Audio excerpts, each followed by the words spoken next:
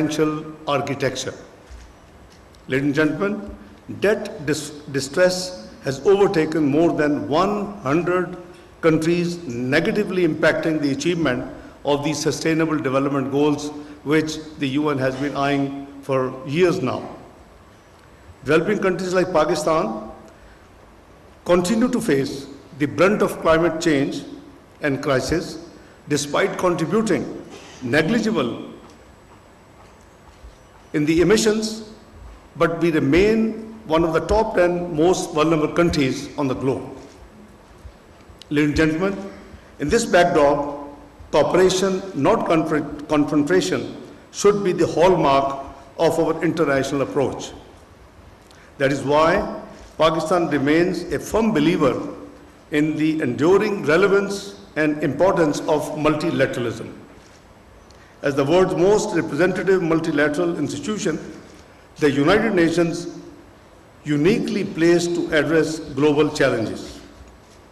We support the need for the universal and consistent adherence to the fundamental principles of the UN Charter, including the self-determination of people, non-use or threat of use, and the pacific settlement of disputes. After years, the unanimous adoption of Resolution 2788 during Pakistan's presidency of the UN Security Council, which I chaired in July earlier this year, demonstrates Pakistan's commitment to multilateralism and the peaceful settlement of disputes, respect for the UN Charter, and effective implementation of Security Council resolutions. Excellencies, ladies and gentlemen, we must strengthen multilateral institutions, especially the UN, while adapting them to address contemporary and future challenges. During Pakistan's presidency, we also held a debate as to strengthening of the bond between UN and OIC, which is the second largest multilateral fora on the globe. It is hard to imagine a world without such institutions.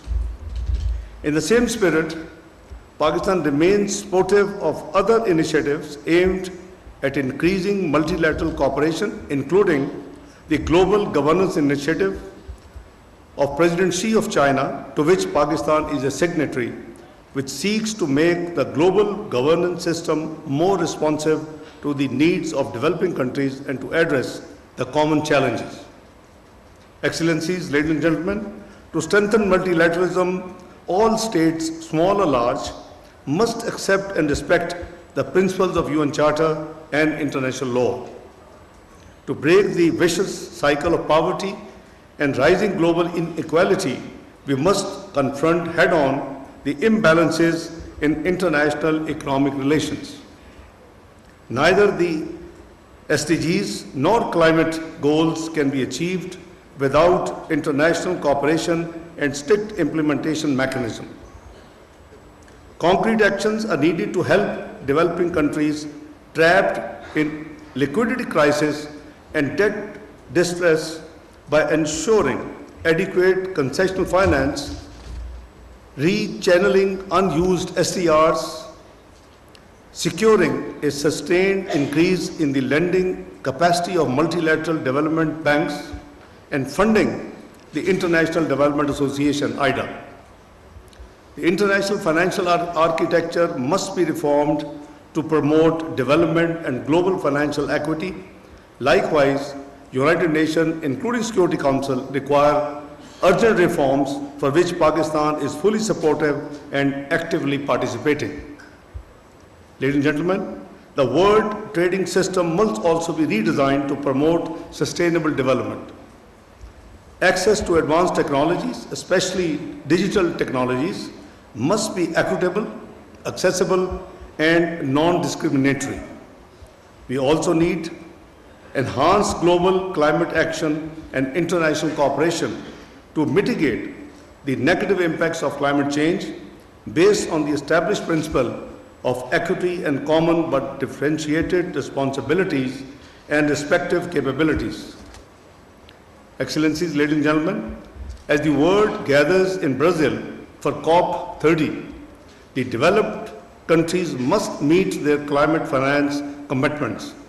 with a balanced focus on adaptation, mitigation, and loss and damage.